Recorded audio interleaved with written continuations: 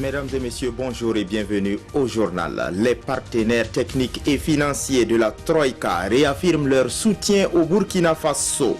Ils s'engagent à accompagner le gouvernement dans ses programmes de développement, notamment dans le Sahel. Ils veulent aussi apporter leur pierre dans la gestion de la crise humanitaire et aussi dans l'organisation des futures élections. Aux États-Unis, le destin de Donald Trump comme président des États-Unis ne tient plus qu'à un vote, celui de la Chambre des représentants, où des débats seront ouverts entre démocrates et républicains pour adopter des articles de mise en accusation de Donald Trump pour abus de pouvoir. Si ces deux articles venaient à être votés aujourd'hui, le président américain devrait faire face à un procès le mois prochain. Dans ce journal, nous recevrons le président du Conseil national des organisations de la société civile, M. Jonas Yen. Avec lui, il sera question de la conférence sur la redevabilité sociale et la bonne gouvernance qui s'ouvre demain à Ouagadougou. Mesdames et messieurs, bonsoir, bonjour plutôt et bienvenue au journal. Hier, le Premier ministre a reçu les partenaires techniques et financiers de la Troïka. Avec Christophe Dabiré, il a été question de la gestion de la crise humanitaire et aussi de l'organisation des élections. Les partenaires techniques et financiers de la Troïka ont, au cours des échanges, exprimé leur volonté d'accompagner le Burkina Faso à travers le programme d'urgence pour le Sahel. Le compte rendu est signé Urbain Beniteso Sommet et Belemaner Mantoé. C'est une rencontre de haut niveau entre partenaires techniques et financiers de Troïka et le chef du gouvernement burkinabé. L'objectif est de discuter des grandes questions afin de s'accorder sur les priorités du moment pour une coopération plus efficace. Nous avons abordé dans un climat assez ouvert, un dialogue assez fructueux, franc, trois aspects qui sont importants vraiment pour la situation actuelle, à savoir la mise en œuvre effective du puce élargi dans les zones impactées par l'insécurité et ou dites fragiles. Et aussi la vision globale du gouvernement quant à la gestion de la crise et mieux quant à l'avenir autour de la prévention et la consolidation de la paix. La justice, le renforcement de l'état de droit, le respect des droits humains sont entre autres questions abordées au cours de ces échanges. Nous avons enfin parlé des élections et au sujet des élections, les partenaires ont voulu juste avoir une idée globale du budget final des élections. À la date d'aujourd'hui, le travail continue, il y a encore des ajustements à faire, mais je peux vous dire à travers le panier commun et les autres accompagnements, les partenaires, à la date d'aujourd'hui, ont pu mobiliser un peu plus de 10 milliards de francs CFA. À travers la mise en œuvre du programme d'urgence du Sahel élargi, les partenaires techniques et financiers s'engagent à accompagner le gouvernement, mais bien sûr avec l'engagement des communautés elles-mêmes. Le Japon est également un des partenaires au développement du Burkina et ce partenaire s'investit dans divers domaines parmi lesquels l'éducation. À Nyoko 2, le pays du soleil levant a mis à la disposition de la localité un collège d'enseignement général.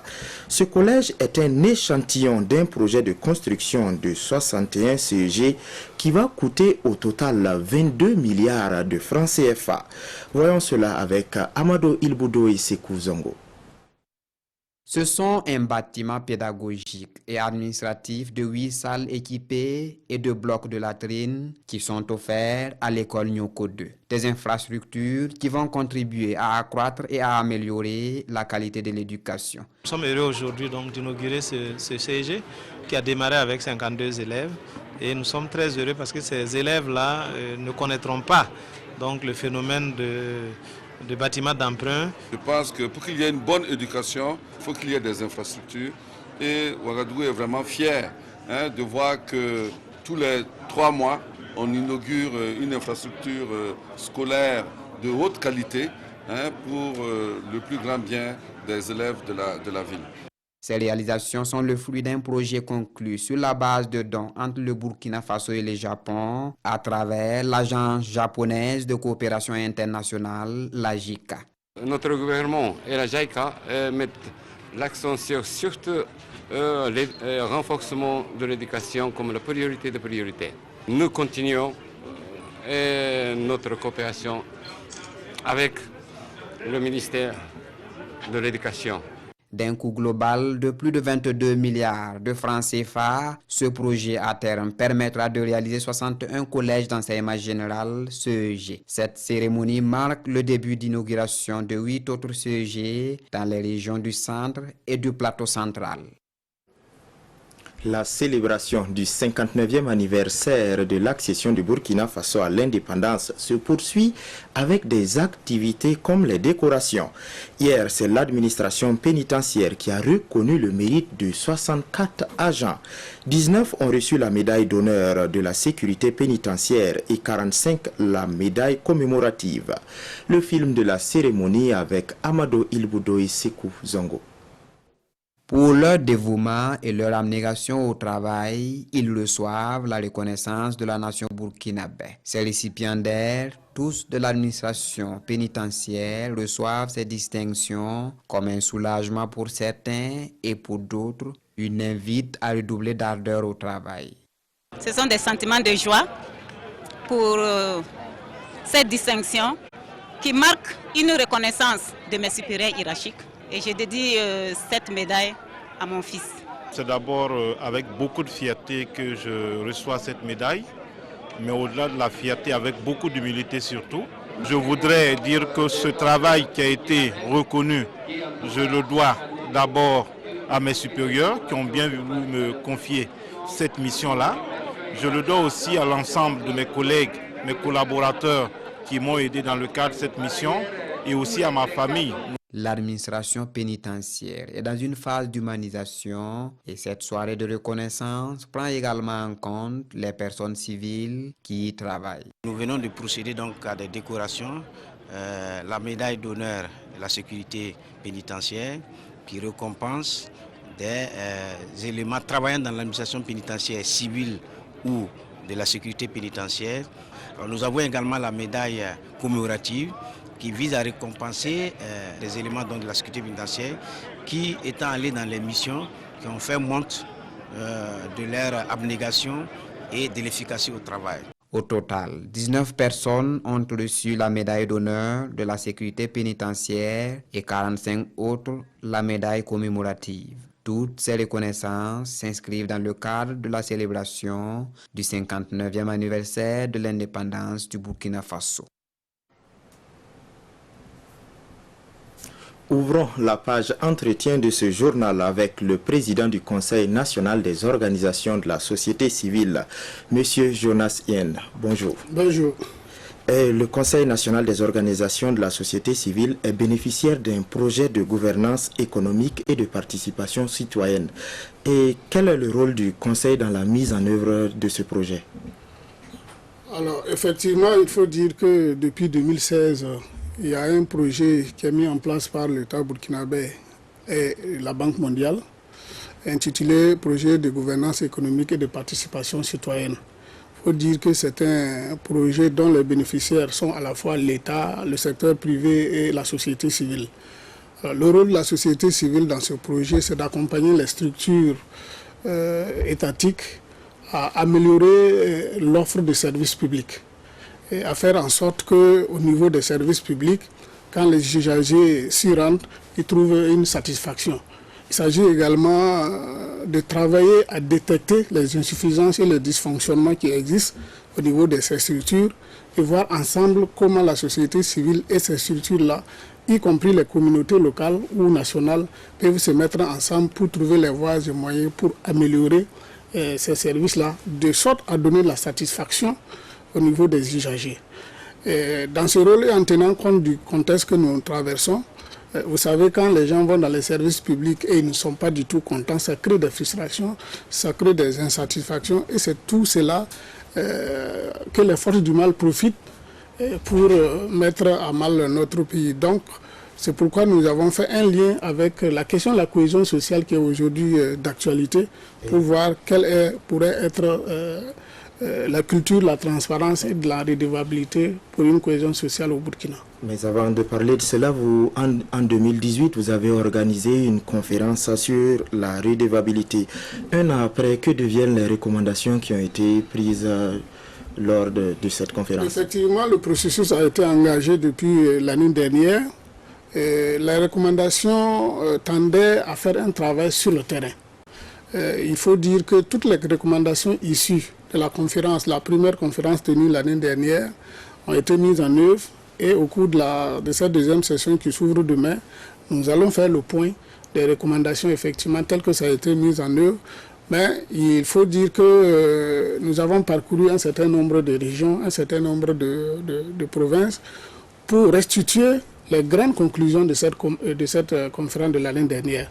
Ça fait partie des conclusions fortes issues de l'année dernière. Ça a été fait. Il y a eu du travail également de suivi citoyen dans pas mal de structures dans le secteur de l'éducation et de la santé. Et tout cela va être partagé demain à la deuxième conférence. Exactement, demain s'ouvre la deuxième conférence sur le thème de la transparence et de la redevabilité pour une cohésion sociale au Burkina. Et pourquoi ce thème et que doit-on attendre de cette conférence, cette deuxième conférence? Il faut comprendre que si vous suivez de façon pertinente, attentive, le mode opératoire de ce que je vais appeler la force du mal, tel que nous la vivons aujourd'hui, c'est que ces éléments-là se basent sur des faits réels, soit sur des mécontentements des gens, soit sur des dysfonctionnements, en tout cas sur la base de points sur lesquels les populations, les citoyens se plaignent, pour pouvoir convaincre la nécessité de venir avec eux pour pouvoir faire du mal à notre pays. Donc, c'est pour dire comment, à travers le service public dans les administrations, on peut faire la promotion de la cohésion sociale pour ne pas donner l'occasion à des citoyens qui ne sont pas mécontents de se retourner contre leur propre pays. Donc c'est ça véritablement le fondement du lien que nous avons fait entre la transparence, la redevabilité et la cohésion sociale. Dit à travers l'administration, nous pouvons promouvoir la cohésion sociale sans donner l'occasion à des gens qui viennent vers des gens qui ne sont pas contents pour tenter de les enrôler à leur cause. Merci M. Jonas Yen. Nous rappelons que M. Jonas Yen est le président du Conseil national des organisations de la société civile. Avec lui, il a été question de parler de l'ouverture demain de la conférence des organisations de la société civile sur le thème de la culture de la transparence et de la redevabilité pour une cohésion sociale au Burkina. La suite de ce journal et nous parlons maintenant de production sémencière avec les producteurs qui souhaitent pratiquer leur métier de façon scientifique. À cet effet, leur union a entrepris une collaboration avec l'université Joseph Kizerbo pour la formation de ses membres. Et ce matin, des participants venus de 45 provinces du Burkina ont pris part à une formation pour apprendre différentes techniques de production céréalière. On en sait plus avec Lassina Ouattara et Amandine Lalsaga. Ils sont 52 participants, membres de l'Union nationale des sociétés coopératives des producteurs sémenciers du Burkina qui prennent part à cette formation. Une formation assurée par les enseignants de l'université professeur Joseph Kizerbo qui vont pendant 4 jours revisiter avec eux les différentes techniques de production des produits du cru. Il y aura beaucoup de techniques. Il faut d'abord citer qu'aujourd'hui, c'est une formation qui va concerner 7 cultures importantes. Et nous allons commencer depuis donc, la sélection variétale, en passant par les aspects de phytopathologie, c'est-à-dire les maladies, ainsi de suite, jusqu'à la conservation des semences. Il y aura une multitude de techniques qui seront donc présentées aux producteurs de semences. La formation est une initiative de la fêtière qui déroule ici son agenda de renforcement des capacités de ses membres. Aujourd'hui, l'environnement sous-régional et tout nous amène à renforcer davantage notre capacité pour aller un peu vers la production de la semence de base. C'est pour cela que nous avons sollicité à ce que l'université puisse nous accompagner avec tous les acteurs impliqués pour renforcer davantage nos capacités en matière de production de semences, pour offrir en tout cas aux producteurs des semences de haute qualité. Venus des 45 provinces du pays, ils sont soit entrepreneurs sémenciers ou producteurs sémenciers. Les jeunes producteurs sémenciers peuvent aussi bénéficier des différents fonds d'appui du ministère en charge de la jeunesse. Dans la région du Centre-Nord, ils sont 373 à avoir bénéficié de ces fonds. Il s'agit de types de crédits accordés à des conditions souples pour permettre aux jeunes d'augmenter leur chiffre d'affaires. On en sait plus avec Jacques Lamissa Tarpaga. Ils sont 373 jeunes dans la région du Centre-Nord à bénéficier cette année de financements issus des fonds gérés par le ministère de la Jeunesse. Plusieurs jeunes entrepreneurs ont reçu leur chèque au cours de cette cérémonie à Kaya. Nous demandons à tous les promoteurs de savoir que ce que nous souhaitons d'eux, c'est qu'effectivement ils s'engagent fortement. S'ils ont besoin d'appui, nous sommes là pour les appuyer. Et nous avons besoin que les jeunes, comme nous avons dit, notre vision, c'est que ces jeunes-là deviennent donc des créateurs d'emplois. Pour les bénéficiaires, cet accompagnement du gouvernement permettra d'accroître leur chiffre d'affaires. Ce chèque va me permettre de vraiment propulser et vraiment me faire des emplois parce que j'ai au moins une dizaine d'employés que j'ai recrutés. Alors donc ça va me permettre, en tout ce peu, de réduire le chômage et de faire des chiffres d'affaires. De nombreux jeunes disposent de projets porteurs et veulent être financés, mais il est important de remplir les conditions. Les fonds sont échelonnés. Le FEJ concerne donc des jeunes de 18 à 35 ans. Et garantie qu'on leur demande, c'est souvent d'avoir un mentor. Il y a le fonds d'appui au secteur informel et le fonds d'appui à la promotion de l'emploi. Au niveau du FASI, le plancher c'est 500 000 et ça va jusqu'à 2 millions, 3 millions. Mais là, on demande des garanties, les motos, ou bien si vous avez autre chose comme ça, pour garantir. Et il y a le FAPE qui va donc de 1 500 000 à 10 millions. Bon, on demande les garanties, mais il y a la caution solidaire. Ça veut dire que lorsque vous êtes regroupé en association qui a un récépissé, cette caution solidaire peut vous permettre effectivement d'avoir les fonds, et c'est ça qui est votre garantie. Les fonds sont souvent confrontés au recouvrement des créances. Les bénéficiaires du jour promettent de donner le bon exemple en remboursant les prêts. La malnutrition, le mariage des enfants et la défécation à l'air libre, voilà quelques réalités que les chefs coutumiers veulent changer au Burkina. En septembre, une centaine de chefs coutumiers s'étaient engagés dans la lutte de ces fléaux et le week-end passé, ils se sont concertés pour trouver les solutions à l'atteinte des objectifs. On voit cela avec Sekou Zongo. Le Lalé Naba Tigré, bâton en main, foule le sol de Samba.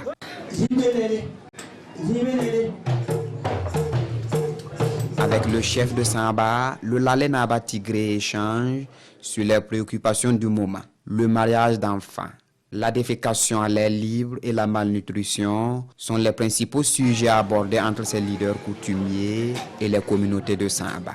Selon le Lalé Naba, engagé sur le chemin du développement, le Burkina Faso a besoin d'hommes et de femmes responsables et utiles. C'est pourquoi tous doivent s'engager en faveur de la réduction de la malnutrition des enfants, de l'élimination du mariage des enfants et de l'abandon de la défécation à l'air libre. Message reçu 5 sur 5 par les forces vives de Samba. Elles s'engagent par ailleurs à relayer ces messages et surtout à mener des campagnes de sensibilisation pour un changement qualitatif de comportement. Débutées en septembre dernier, ces rencontres concernent 100 chefs coutumiers de toutes les régions du Burkina. Elles se mènent sous l'égide du Lalé Naba, de l'association Belouette et facilitées par l'UNICEF. Le but final, améliorer la santé, l'éducation et la protection des enfants.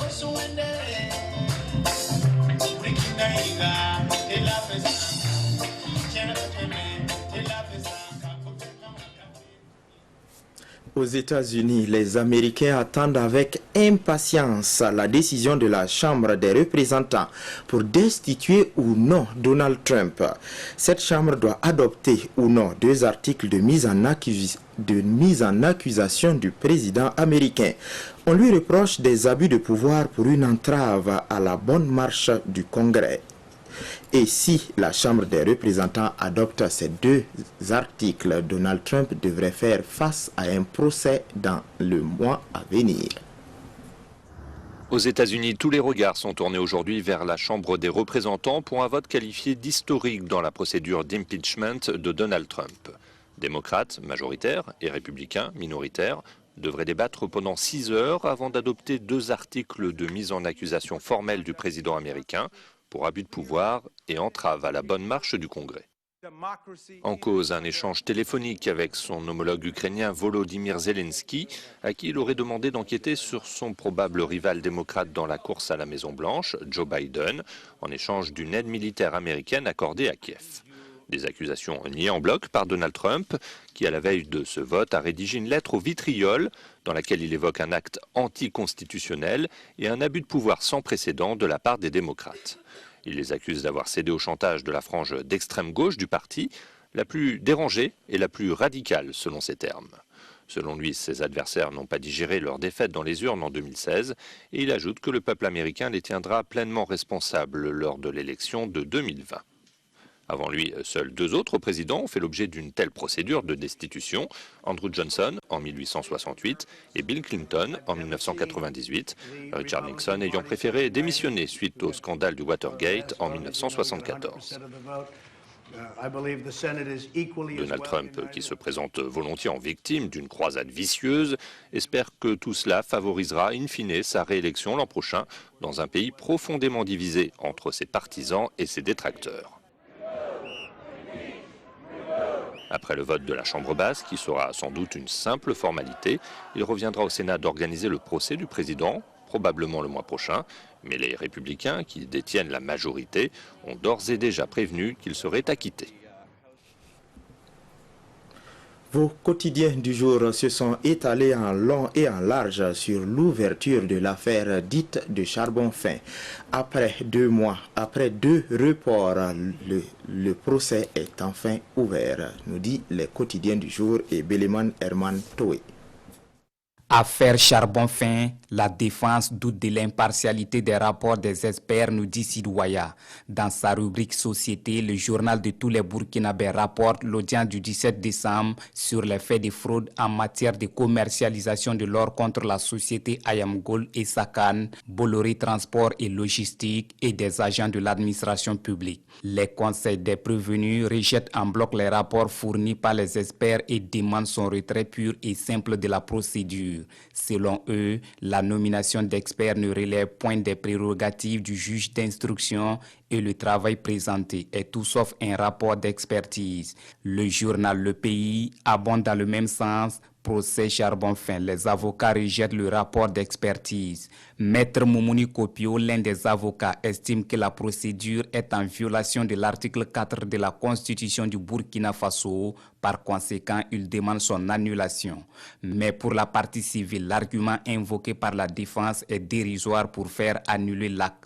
Après une suspension, l'audience reprend ce 18 décembre au tribunal de grande instance de Ouagadougou. Restons toujours au palais de justice pour parler cette fois-ci d'une autre affaire, celle de présumée fraude à la CNSS. Le journal Le Pays nous informe que le rapport de l'expert a été écarté pour irrégularité constatée par les avocats de la défense et le dossier lui-même renvoyé au 7 janvier prochain.